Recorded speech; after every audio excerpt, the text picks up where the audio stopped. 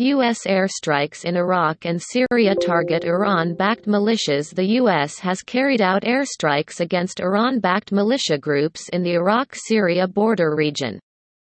Sunday's strikes hit operational and weapons storage facilities, in response to drone attacks on U.S. forces, the Pentagon said in a statement.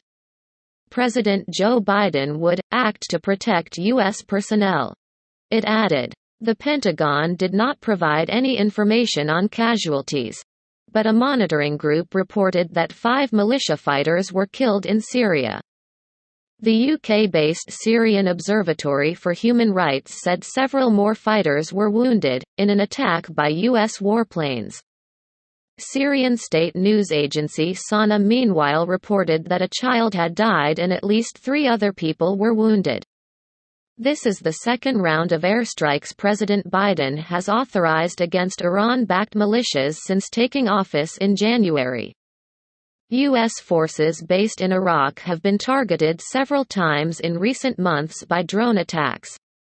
Iran has denied any involvement.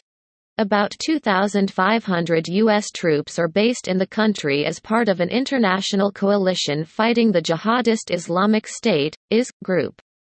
According to the Pentagon, the defensive precision airstrikes hit 2 targets in Syria and 1 in Iraq. It said several Iran-backed militia groups, including Kataib Hezbollah and Kataib Saeed al-Shuhada, used these facilities. Since 2009, the U.S. has designated Kataib Hezbollah as a terrorist organization, accusing it of threatening the peace and stability of Iraq.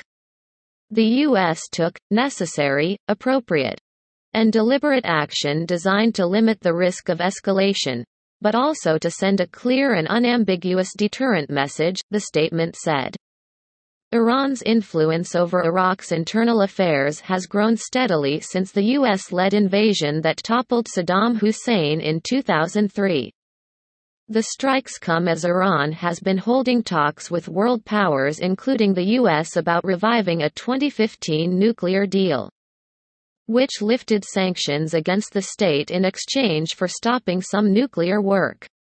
Foreign powers suspect Iran has ambitions to build a nuclear bomb, something Iran strongly denies. Former U.S. President Donald Trump unilaterally withdrew the U.S. from the agreement in 2018 and reimposed sanctions. Like and subscribe News BBC channel to get the latest news updates, please.